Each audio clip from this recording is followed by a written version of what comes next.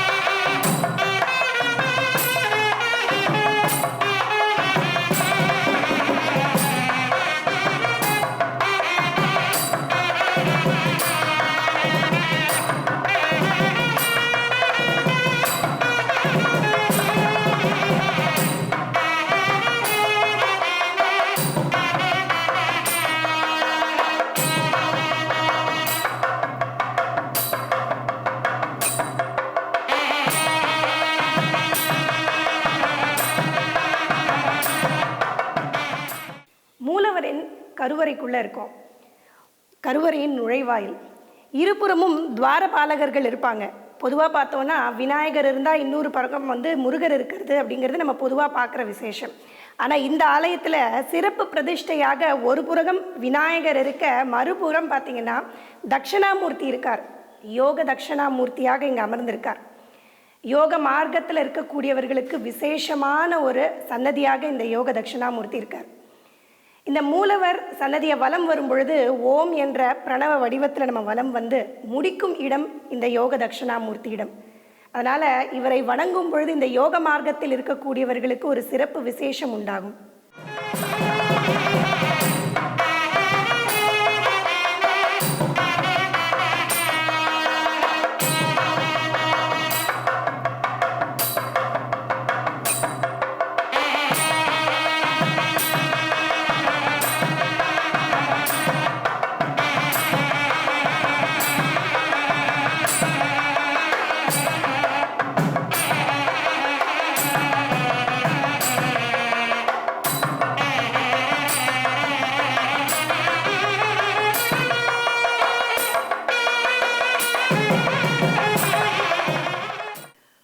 சன்னதியை வலம் வரும்பொழுது ஒரு முக்கியமான சன்னதியை நீங்கள் தரிசனம் பண்ணலாம்.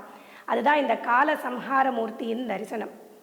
இங்கே திருமண கோலத்தில் அம்பிகையும் சிவபெருமானும் காட்சியளிக்கிறதுனால திருமணத்திற்கு விசேஷமாக இந்த ஆலயம் கருதப்படுது. அதே மாதிரி 60ஆம் கல்யாணம் 70ஆம் கல்யாணம் இதெல்லாம் இந்த ஆலயத்தில் சிறப்பாக நடைபெற்று வருது.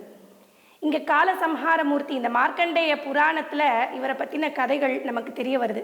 அந்த கதைகள் சரித்திரத்தை முழுவதும் அழகாக பிரதிபலிக்கும் விதமாக இந்த சிற்பம் இங்கே அமைந்திருக்கிறது மிகவும் விசேஷம். இங்கே நமக்கு வலதுபுறத்தில் மார்க்கண்டேயர் சிவபெருமானை லிங்க வடிவில் இருக்க சிவபெருமானை அணைத்தபடி அவர் 16 ஸ்லோகங்களை சொல்லும் விதமும், இடதுபுறத்தில் யமன் தன்னுடைய வாகனமான எருமையின் மீது அமர்ந்து பாசக்கயிறை வீசுற மாதிரியும், மேலேந்து காலசம்ஹார மூர்த்தி யமனை சம்ஹாரம் செய்யும் விதத்திலையும் அழகாக இந்த இடத்துல நீங்கள் தரிசனம் செய்ய முடியும்.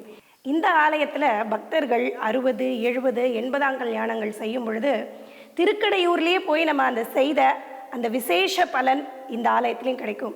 காலசம்ஹார மூர்த்தியாக இங்கே இருக்கார். அதே சமயம் அமிர்தேஸ்வரராகவும் இங்கே லிங்க வடிவில் அமர்ந்திருக்கார். இந்த ஆலயத்தில் நம்ம செய்து கொள்ளும் பொழுது ஆயுள் விருத்தி பக்தர்களுக்கு ஏற்பட்டு ஒரு இன்பமான அமைதியான வாழ்க்கையை இறைவன் அருள்பாலிக்கிறார்.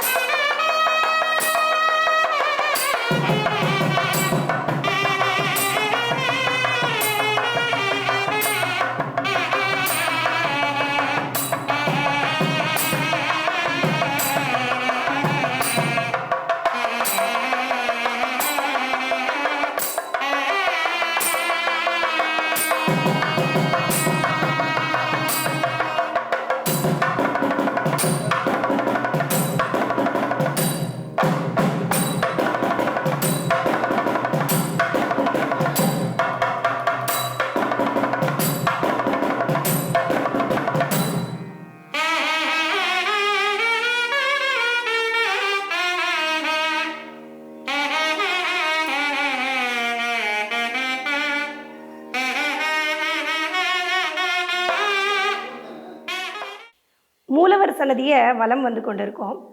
மூலவருக்கு 3 நாமங்கள் இருக்குது. அதில் ஒரு நாமம் தான் அமிர்தேஸ்வரர். ஏன் அவருக்கு அமிர்தேஸ்வரர் அப்படிங்கிற நாமம்? தேவர்களும் அசுரர்களும் பார்க்கடலை கடைஞ்சி அமிர்தத்தை எடுக்கிறாங்க. அதில் தேவர்கள் அமிர்தத்தை உண்ணறதுக்காக வந்து அமர்ந்த இடம் தான் இந்த இடம். இங்கே வந்து அமர்ந்த பிறகு எதை உண்ணும் முன்னாடியும் இறைவனுக்கு சமர்ப்பித்து தான் அதை உண்ணணும் அப்படிங்கிற ஒரு மரபு இருக்குது. தேவர்கள் என்ன பண்ணுறாங்கன்னா, அந்த அமிர்தத்திலேருந்து ஒரு பகுதியை லிங்கமாக மாற்றி சிவபூஜை செய்து மீதி இருக்கக்கூடிய அமிர்தத்தை நெய்வேத்தியமாக இறைவனுக்கு படைத்து அதன் பிறகு அந்த அமிர்தத்தை உண்றாங்க. எல்லாம் உணவுகளை அருந்திய பிறகு தங்களுடைய கைகளை இந்த புஷ்கரணியில் சுத்தம் செய்கிறார்கள். அதனால தான் இந்த கோவில் இருக்க புஷ்கரணிக்கு அமிர்த புஷ்கரணி அப்படிங்கிற நாமமும், இங்கே இருக்கக்கூடிய ஈஸ்வரனுக்கு அமிர்தேஸ்வரர் அப்படிங்கிற ஒரு பெயரும் ஏற்பட்டிருக்கு. அமிர்தேஸ்வரர் அப்படிங்கிற நாமம் ஏன் ஏற்பட்டதுன்னு தெரிஞ்சுக்கிட்டோம். இறைப்பயணத்தின் தொடக்கத்தில் மூலவரின் சன்னதி தூங்கானை மாடம் அமைப்பில் இருக்குது அப்படின்னு சொல்லியிருக்கோம். அதை தான் இப்போ நீங்கள் பார்த்து கொண்டு இருக்கீங்க.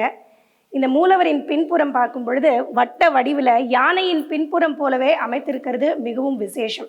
இந்த சுவர்கள் முழுவதும் நிறைய கல்வெட்டுக்களை நம்மளால் பார்க்க முடியும். இந்த கோவிலின் பழமையை இந்த கல்வெட்டுக்கள் மூலம் நம்மளால் தெரிந்து கொள்ள முடியும்.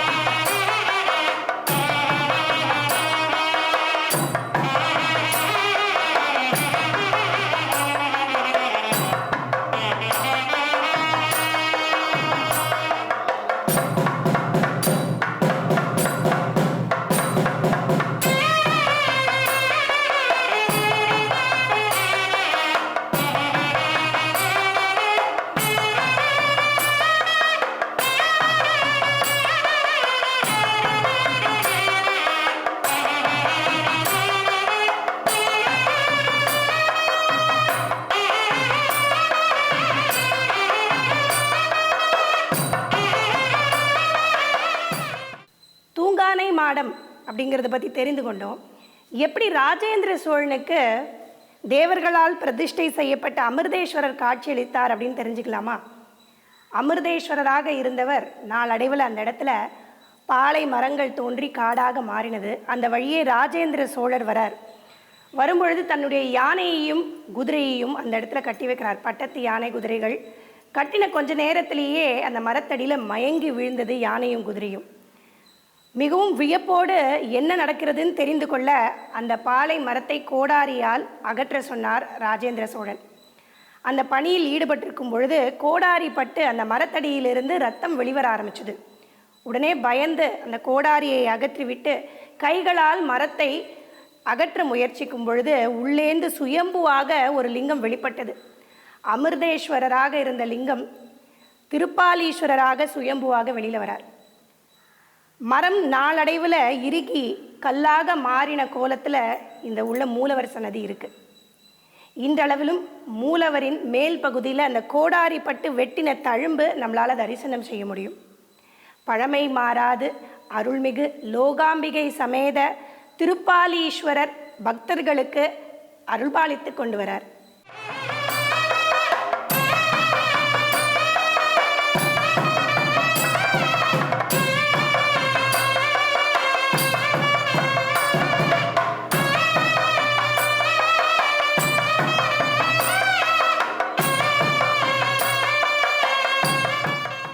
கோவிலின் அழகை கண்டு ரசிச்சாச்சு.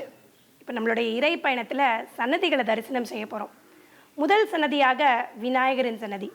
இவருடைய நாமமே அருள்மிகு கதவிர் கணபதி. வித்தியாசமான பெயர். காரணம் என்ன அப்படின்னா, இந்த கோவிலின் கதவிற்காக மரத்தை வெட்டும் பொழுது அதிலேருந்து சுயம்புவாக வெளிப்பட்டவர் தான் இந்த கணபதி. அவர் அப்படியே எடுத்து இந்த இடத்துல பிரதிஷ்டை செய்ததுனால அவருக்கு கதவிர் கணபதி அப்படிங்கிற நாமம் ஏற்பட்டிருக்கு. இவருக்கு அபிஷேகங்கள்லாம் கிடையாது, பூமாலைகள் சார்த்தி அர்ச்சனை செய்கிறது தான் வழக்கமாக இருக்குது. பக்தர்கள் 108 தேங்காயை உடைத்து தங்களுடைய கோரிக்கைகளை வைக்கும் பொழுது அந்த கோரிக்கைகள் நிறைவேறுவதாக இந்த கோவிலின் ஐதீகம் இருக்குது. அருள்மிகு வள்ளிதேவ சேனா சமேத சண்முகரின் தரிசனத்தை நீங்கள் பார்க்குறீங்க.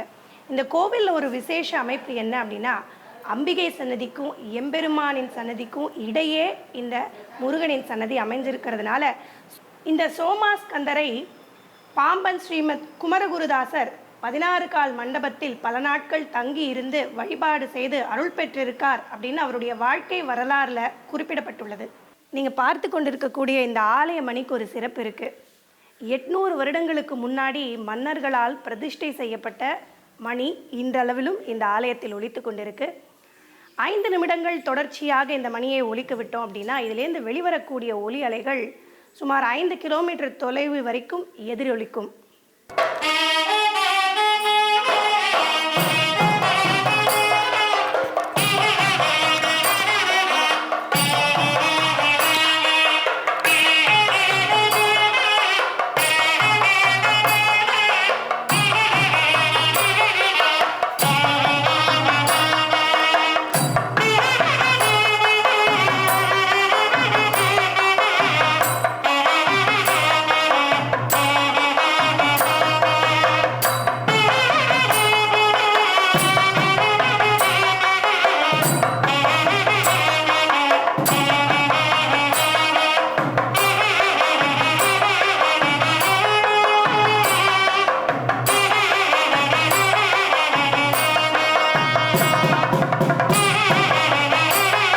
இந்த ஆலயத்தின் தல விருட்சமாக பாலை மரம் இருக்குது. இந்த ஊருக்கே திருப்பாலைவனம்னு தான் பேர். ஏன்னா முன்பொரு காலத்தில் பாலை மரங்கள் நிறைந்த காடாக தான் இந்த இடம் இருந்திருக்கு. இந்த தல விருட்சத்தை பற்றி பேசும் பொழுது இன்னொரு விஷயமும் இந்த தலவரலால் குறிப்பிடப்பட்டதை சொல்லணும். வாசுகி என்கின்ற நாகம் இந்த பாலை மரத்துக்குள்ளே மறைந்திருந்த அமர்தேஸ்வரரை வணங்கி தான் முக்தி பெற்றதாக குறிப்பிடப்பட்டிருக்கு.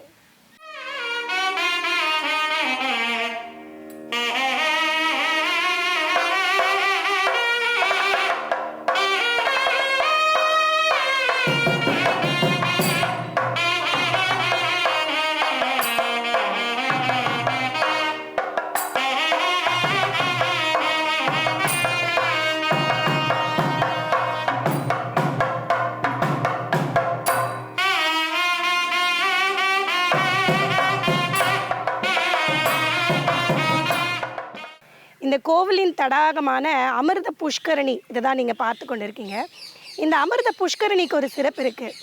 இந்த வரலாற்றில் தேவர்கள் இந்த இடத்துல அமிர்தத்தை உண்ண உடனே இந்த திருக்குளத்தில் தான் தங்களுடைய கைகளை சுத்தம் செய்ததுனால இந்த திருக்குளத்து நீரில் அமிர்தம் கலந்திருப்பதாக ஐதீகம்.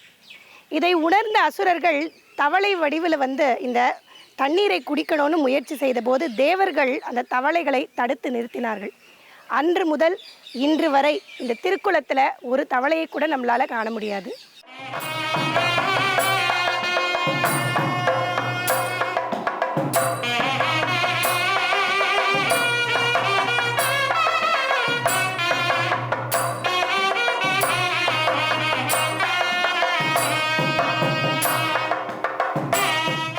நம பார்வதி பதே அரகர மகாதேவா. தென்னாடுடைய சிவனே போற்றி, எந்நாட்டவர்க்கும் இறைவா போற்றி. நமது ஜெம் டிவி அன்பர்களே, உங்கள் அனைவருக்கும் எங்கள் கோயிலின் சார்பாக ஆசீர்வாதங்கள், வாழ்த்துக்கள், வணக்கம். இப்பொழுது நாம் தமிழ்நாட்டின் வடகிழக்கே 56 கிலோமீட்டர் தொலைவில் உள்ள திருப்பாலைவனம் என்ற க்ஷேத்திரத்திலிருந்து நான் உங்களுக்கு இந்த க்ஷேத்திரத்தை பற்றிய தகவல்களை உங்களுக்கு கூற வந்திருக்கிறேன். நான் இந்த கோயிலில் அர்ச்சகராக பணியாற்றி வருகிறேன். இந்த கோயில் பலவிதமான சிறப்புகளை பெற்றது. பொதுவாக ஒரு கோயில் என்றிருந்தால் அதற்கு 3 விதமான சிறப்புகள் இருக்க வேண்டும். ஒன்று அந்த கோயிலுக்குரிய தீர்த்தம். தீர்த்தம் என்பது மிக விசேஷமானது. நாம் இப்போது ராமேஸ்வரம் சொல்வதாக இருந்தால் ராமேஸ்வரத்தை தீர்த்தம்தான் பிரதானம். அங்கே இருக்கிற குளங்கு, அங்கே இருக்க தண்ணீர் குளிப்பதே விசேஷம். அது மாதிரி தீர்த்தம் ஒரு கோயிலுக்கு மிகவும் பிரதானமான விஷயம். அதற்கு பிறகு இந்த கோயிலுக்கு ஒரு விருட்சம், ஒவ்வொரு கோயிலுக்கும் ஒவ்வொரு விருட்சங்கள் இருக்கும். அந்த விருட்சங்களை மையமாக வைத்து அந்த கோயிலுடைய வரலாறுகள் புனைக்கப்பட்டு இருக்கின்றன. மேலும் அந்த மூர்த்தியினுடைய சிறப்பு, இந்த மூன்றுமே கோயிலுக்கு மிகவும் அடிப்படையான தேவைகள். இந்த மூன்றும் இருந்த கோயில்கள் மிகவும் சிறப்பான கோயில்களாக பாவிக்கப்படும். மேலும் இந்த 108 சிவஸ்தலங்கள் இது ஒன்றாகும். இப்படிப்பட்ட இந்த சிலமானது முதலில் இந்த கோயிலானது கிழக்கு பார்த்து அமைந்துள்ளது. சுவாமி, அம்பாள், முருகர் அனைவருமே கிழக்கு பார்த்திருக்கிறார்கள். மேலும் இந்த கோயில் ஒரு 3ஆம் ராஜேந்திர சோழனால் கட்டப்பட்ட கோயிலாகும். இப்படிப்பட்ட இந்த திருக்கோயிலிலே என்ன முக்கியமான சிறப்பு என்றால், திருமண தடைகள் இந்த கோயிலை வழிபட்டால் நீங்கும். ஏனென்றில் சுவாமி, அம்பாள் இரண்டுமே கிழக்கு பார்த்து இருக்கிறது. இப்படி கிழக்கு பார்த்து இருப்பதால் திருமண தடைகள் இருப்பதற்கு மிகுந்த வாய்ப்புகள் இருக்கின்றன. மேலும் இந்த சுவாமி நாகதோஷம் உள்ளவர்களும் வழிபாடு செய்தால் நாகதோஷம் அற்று சிறப்பாக நிலை அடைவார்கள். மேலும் சுவாமி அமிர்தேஸ்வரராக காட்சி உள்ளதால் இந்த 60ஆம் கல்யாணம், ஷஷ்டியப்த பூர்த்தி, பீமரத சாந்தி, உக்ரத சாந்தி மற்றும் எல்லா விதமான சாந்தி ஹோமங்களும் இந்த கோயிலில் சிறப்பாக செய்யப்படும். அதனால் இந்த கோயிலை மனதார வழிபாடு வருவர்கள் யார் இருந்தாலும் அவர்கள் அனைத்து பலன்களும் அடைவார்கள். மேலும் பௌர்ணமி, பிரதோஷம் போன்ற இடங்களில் பல பக்த கோடிகள் வருவார்கள். இந்த பௌர்ணமியின் போது 16 சுற்றுகள் குளத்துடன் சேர்ந்து சுற்றி 16 விதமான பாக்கியங்களை பெற்று விடுவார்கள்.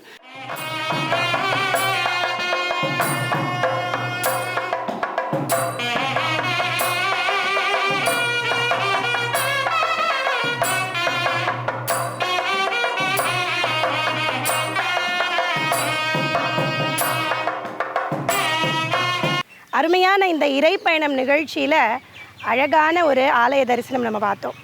அருள்மிகு லோகநாயகி சமேத திருப்பாலீஸ்வரர் ஆலய தரிசனத்தை நம்ம கண்டு ரசித்தாச்சு. இந்த இறைப்பயணத்தின் இறுதிக்கு முன்னாடி ஒரு ஆன்மீக தகவல் உங்களோட பகிர்ந்து கொள்ள போகிறேன். பொதுவாக எந்தெந்த விஷயங்களுக்கு எந்தெந்த தெய்வங்களை வழிபடலாம்? செல்வத்திற்காக மகாலட்சுமியையும் நாராயணரையும் வழிபடலாம். ஆயுள் விருத்திக்காக ருத்ரனை வழிபடலாம். மன வலிமைக்கும் உடல் வலிமைக்காகவும் ராஜராஜேஸ்வரி ஆஞ்சநேயரை வழிபடலாம். கல்வி செல்வத்திற்காக சரஸ்வதியை வழிபடலாம். இந்த அருமையான தகவல் உங்களுக்கு பயனுள்ளதாக இருக்கும்னு நம்புகிறேன். மீண்டும் அருமையான வேறொரு இறைப்பயணம் நிகழ்ச்சியில் உங்களை சந்திக்கும் வரை பக்தியுடன் விடைபெறுவது மீனாட்சி சுப்பிரமணியன்.